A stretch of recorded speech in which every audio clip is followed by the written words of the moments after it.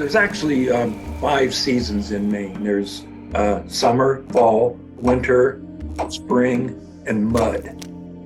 And the fifth season is mud. That's the time after the slush and the snow all melts and there's mud everywhere.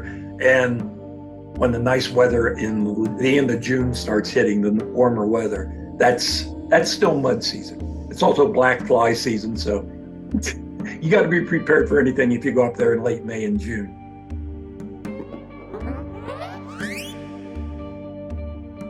And as far as Stephen King is concerned, he bases a lot of his stories on the little towns of Maine. You know, he was born and raised, educated, he taught school, and he still lives in Maine. His home in Bangor is kind of like the shrine to horror.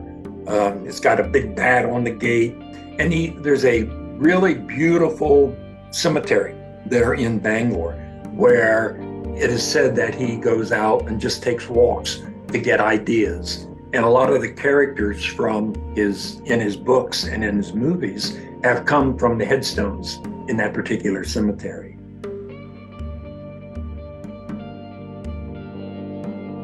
The desert of Maine is kind of an anomaly up in Maine. You don't even have to go to the beach to find sand. This place up in Freeport has been a tourist location, a tourist attraction for years and years, dating clear back into the 30s. And it's quite a story.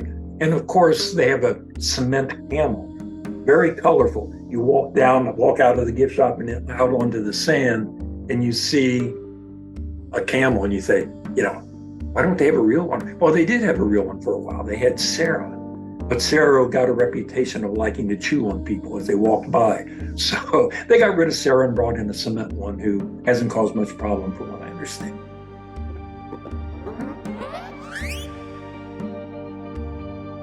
I think you have to be a little kooky yourself, a little bit eccentric, and maybe a little bit irreverent to really appreciate things like this. And I think one thing about Maine is the fact that there's a lot of people like myself up there, or I should say I'm a lot like them. But you also have to remember that Maine is isolated. Maine is way up in the corner of the United States.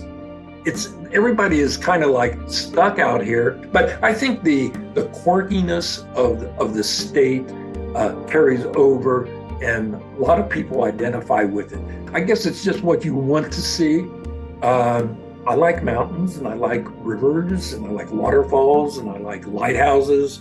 But, give me a big giant out in the middle of nowhere carrying a muffler or a big shovel or something like that. Maybe I'll be out there taking his picture.